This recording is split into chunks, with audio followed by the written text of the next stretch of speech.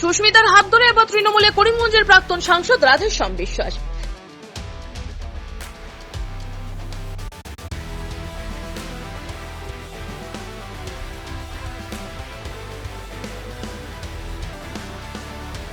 নমস্কার, নববার্তা টুডের একটি সংবাদ নিয়ে সঙ্গে আছি আমি সুস্মিতা।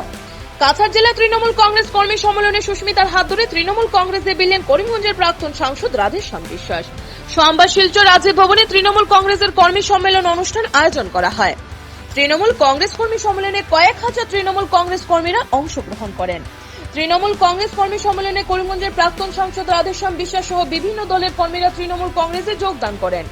তৃণমূল কংগ্রেস নেত্রী সুস্মিতা দেব বলেন, মমতা বন্দ্যোপাধ্যায়ের নির্দেশে দলের কাজ এগিয়ে নিয়ে যাবেন এবং সবসময় জনগণের স্বার্থে কাজ করবেন। তারা আরো বলেন, মোদী সরকার আসার পরে বেকার সমস্যা বেড়ে গেছে এবং মোদী সরকার কতজনকে চাকরি দিয়েছে এই প্রশ্ন করে তিনি বলেন, সরকার বলেছিল বছরে 2 কোটি চাকরি দিবে, আজকের দিনে চাকরি কোথায়? এবং বিজেপি সরকার শাসনে মূল্যবৃদ্ধি আকাশ ছোঁয়া এবং যে গ্যাস সিলিন্ডারের দাম 400 টাকা ছিল তা আজকের দিনে 1100 টাকা হয়েছে। এই হলো বিজেপি সরকারের উন্নয়ন। আগামী দিনে জনগণরা ভোটের মাধ্যমে বিজেপি সরকারকে দেখিয়ে দেবে বলে জানান।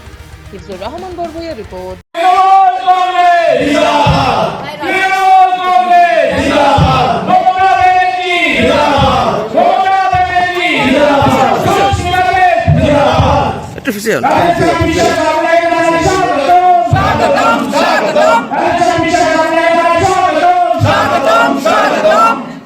তৃণমূল কংগ্রেস জিন্দাবাদ, তৃণমূল কংগ্রেস জিন্দাবাদ, মমতা দিদি জিন্দাবাদ, মমতা দিদি জিন্দাবাদ, সুস্মিতা দেব জিন্দাবাদ, বিপুন বোরাজি জিন্দাবাদ, অভিষেক ব্যানার্জি জিন্দাবাদ, মমতা ব্যানার্জি জিন্দাবাদ, তৃণমূল কংগ্রেস জিন্দাবাদ।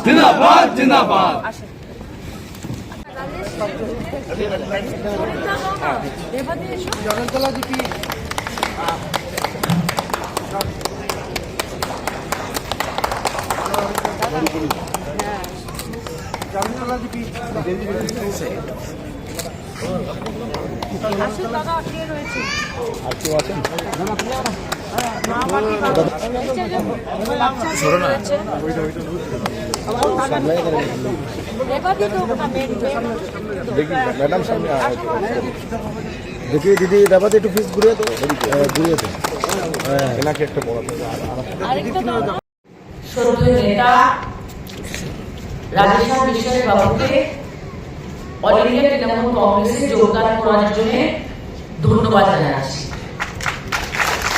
এখানে উপস্থিত যারা তৃণমূল কংগ্রেসের কর্মীরা রয়েছেন, নেতারা রয়েছেন, আমরা দেখতে পেয়েছি যে বিগত প্রায় 10 বছর থেকে আমাদের দেশে একটা প্রতিকূল পরিস্থিতি তৈরি হয়েছে। পরিস্থিতিটা কি? যে যারা আজকে ভারত সরকার চালাচ্ছে, যারা জনতার আশীর্বাদে আজকে ভারত সরকারের সরকার গঠন করে ক্ষমতায় রয়েছে, ক্ষমতায় আসার পরে সেই দল ভারতীয় জনতা পার্টি এই দেশের মধ্যে এই ধরনের একটা পরিস্থিতি তৈরি করেছে যেটা কোনো বিগত দিনে এই দেশে হয়নি। আপনারা অবগত যে আমাদের দেশের ইতিহাসে এই ধরনের বেরোজগারি কোনোদিন হয়নি যেটা মোদী সরকার আসার পরে হয়েছে। আজকে এখানে মা বোনেরা রয়েছে, যুবক ভাইরা রয়েছে, আপনারা বিচার করে দেখবেন যে কয়টা চাকরি মোদী সরকার আমাদের যুব সমাজকে দিতে পেরেছে। যারা বলেছিল যে বছরে 2 কোটি চাকরি দিবে, আজকে সেই 2 কোটি চাকরি কোথায়?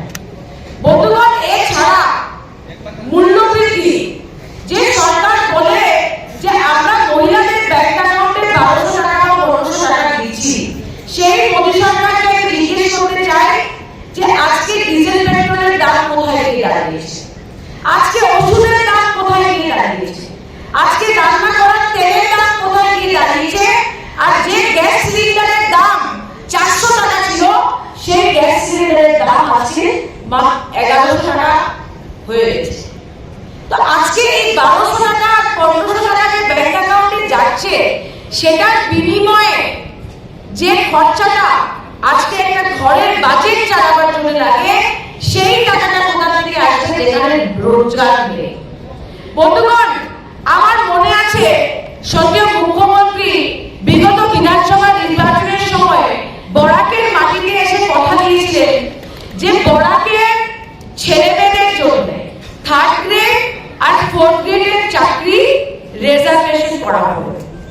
কিন্তু আমরা কি দেখতে পেরেছি যে রিজার্ভেশন যেদিন বিজেপির সরকার গঠন হলো এবং আসামে বিজেপির সরকার পাওয়ারে আসলো, ঠিক 1 বছরের মধ্যে সেই নেতা ডক্টর হেমন্ত বিশ্ব শর্মা শিলচরে এসে ঘোষণা করলেন যে কোন রকমের আরক্ষণ বা রিজার্ভেশন বরাকের ছেলেমেয়েদের চাকরির জন্য সম্ভব না। যে দল বলেছিল যে আমরা বরাককে উন্নত করব, বরাককে আমরা এগিয়ে নেব, সেই দল কি করলো? এই যে ইতিমধ্যে অগস্ট মাসে আমরা দেখতে পেরেছি যে ডিলিমিটেশন হয়েছে, সেই ডিলিমিটেশনের মধ্যে আমরা দেখতে পেরেছি যে বরাকের সঙ্গে আবার বঞ্চনা হয়েছে। বঞ্চনাটা কি? বঞ্চনাটা হলো এটা, আমাদের যে 15টা সিট ছিল সেটা কমিয়ে এনে 13 রেখেছে। তো বন্ধুগণ, আজকে বরাক উপত্যকার যুব সমাজের জন্য কোনো চাকরি নেই। আজকে বরাক উপত্যকায় যেখানে পপুলেশন বাড়ছে, জনসংখ্যা বাড়ছে, সেখানে আমাদের সিট কমছে, কিন্তু ভাষণের সময় দেখলে মনে হয় যে ভারতীয় জনতা পার্টি সবকিছু বরাককে দিচ্ছে। আজকে আপনারা বিচার করে দেখবেন, যে একটা মিডল ক্লাস ফ্যামিলি, মধ্যবিত্তের ফ্যামিলি বা লো মিডল ক্লাস ফ্যামিলি বা যারা সাধারণ দিনমজুরি করে, ওদের জন্য আজকের দিনে এই মূল্যবৃদ্ধির মধ্যে বেঁচে থাকার কি উপায় আছে?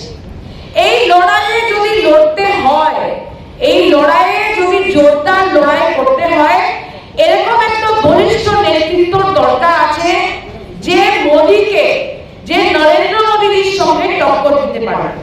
কালকে আপনারা ব্রিগেডে মমতা বন্দ্যোপাধ্যায়ের সভাটা নিশ্চয় ফেসবুক বা টেলিভিশনে দেখেছেন।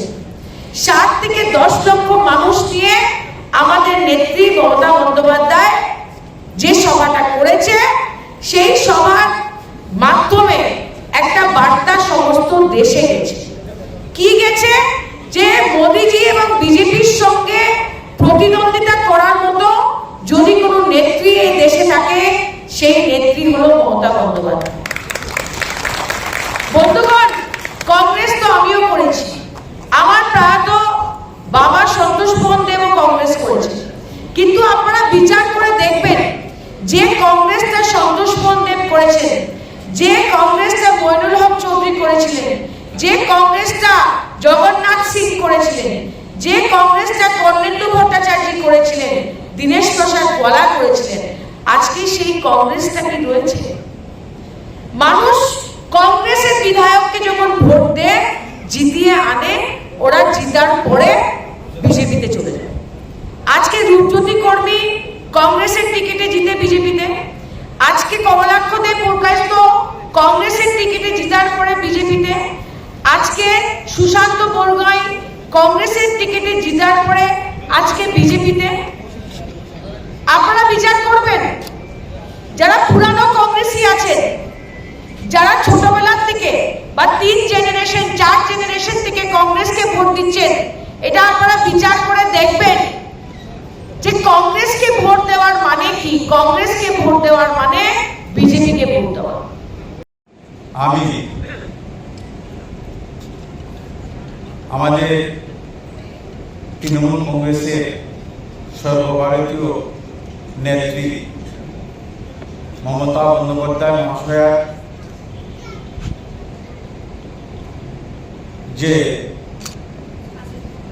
লড়াকু মনোভাব, সেই লড়াকু মনোভাবকে শ্রদ্ধা করে এবং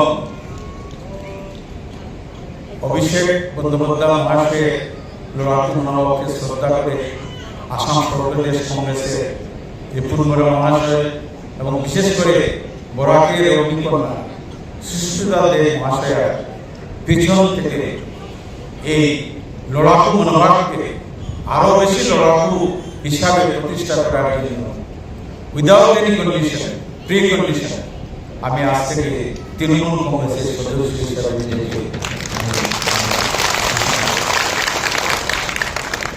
আজকে দেখুন বরাক উপত্যকার আমরা বর্তমান যে পরিস্থিতি, সেই পরিস্থিতিতে আমরা দেখেছি আমাদের পিঠ দেওয়ালে লেগে গেছে। একটু যদি চিন্তা করি, এখান থেকে মরহুম আজকে মঞ্জুর চৌধুরী মহাশয় কেন্দ্রীয় মন্ত্রিসভায় স্থান পেয়েছিলেন।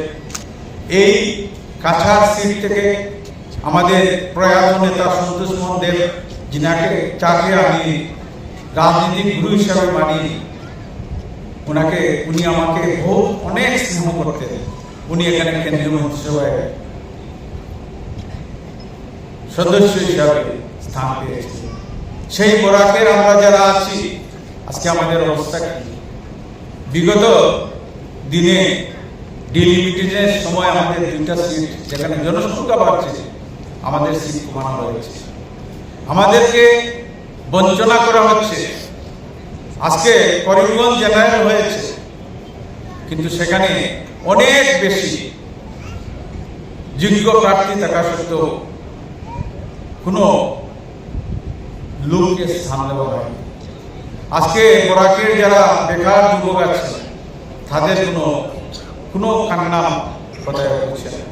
এবং যারা আমরা দেখেছি, সবচেয়ে মজার ব্যাপার, ডিলিমিটেশনের সময় যারা প্রতিবাদ করতে গিয়েছিলেন, তাদের অবস্থাও আমরা দেখেছি। কাজেই আজকের যে জয়েনিং সেটা সময়ের আহ্বান। আগামী দিনে আরো বেশি আপনাদের সঙ্গে হাতে হাত মিলিয়ে, কাঁধে কাঁধ মিলিয়ে, বিশেষ করে সুস্মিতা দেব মহাশয়ের পিছনে থেকে আমি সমর্থন জানিয়ে এই যে লড়াকু মনোভাব সেটা আমরা যাতে দিল্লির মসনদ কাঁপিয়ে দিতে পারি, সেই জন্যই আমরা চেষ্টা করব।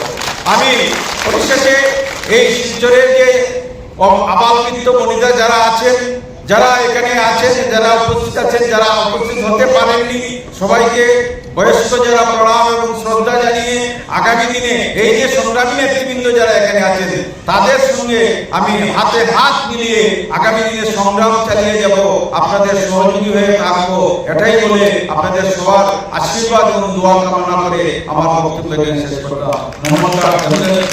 তৃণমূল কংগ্রেস জিন্দাবাদ।